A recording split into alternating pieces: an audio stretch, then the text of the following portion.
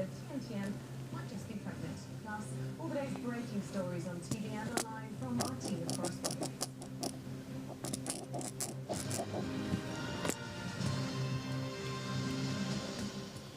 Hello, good afternoon. They were advertisements intended to encourage immigrants in Britain illegally to return to their home countries or face arrest. Instead, it's the campaign itself which is facing opprobrium.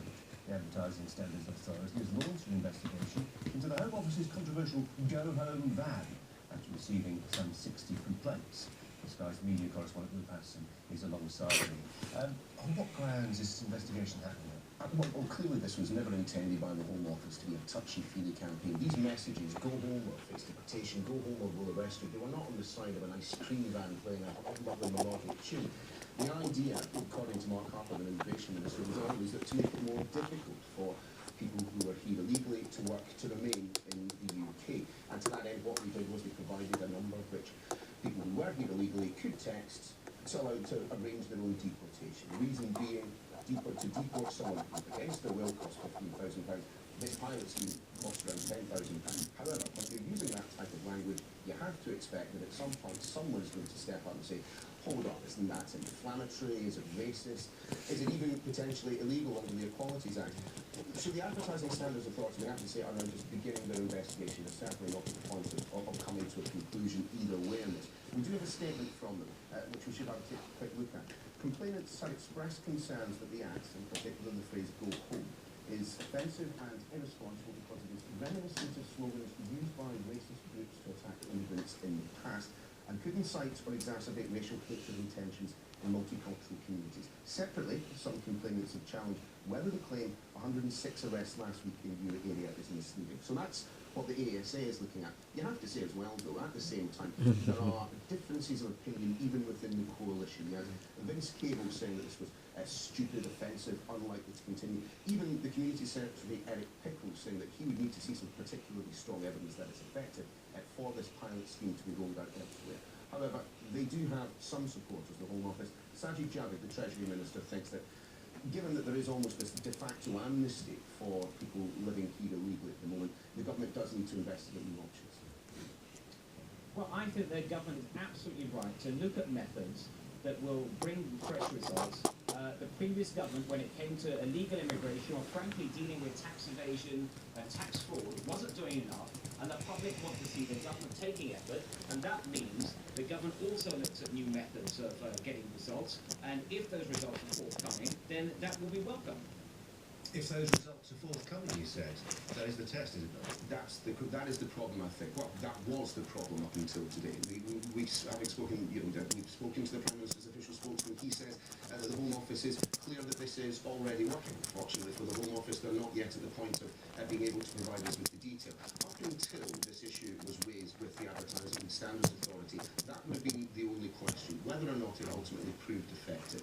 Now there are two questions.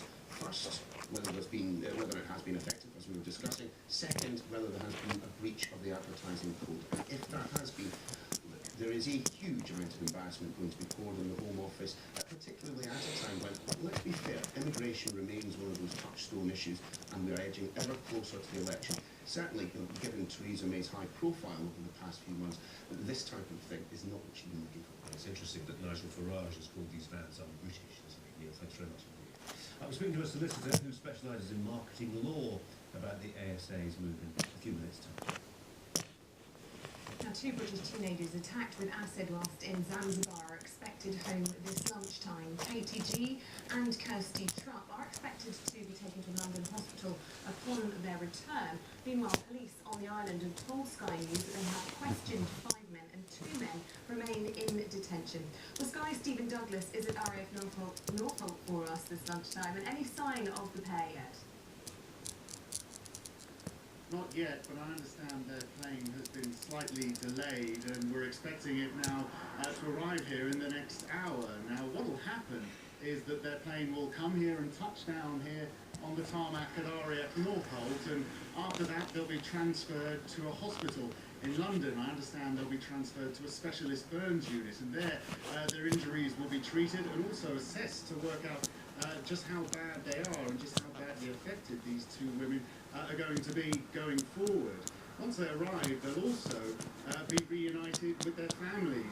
We've been speaking to their families today and yesterday, who said that when they spoke to the two women, they were both extremely frightened by what's happened. So their family's keen to have them back here on British soil and to help them with their recovery and to help them in the days ahead. Both Katie and Kirsty hoping to go to university in the coming months. But while their recovery is going on here, the investigation in Zanzibar is moving at quite a quick pace. 5 people have now been interrogated in total.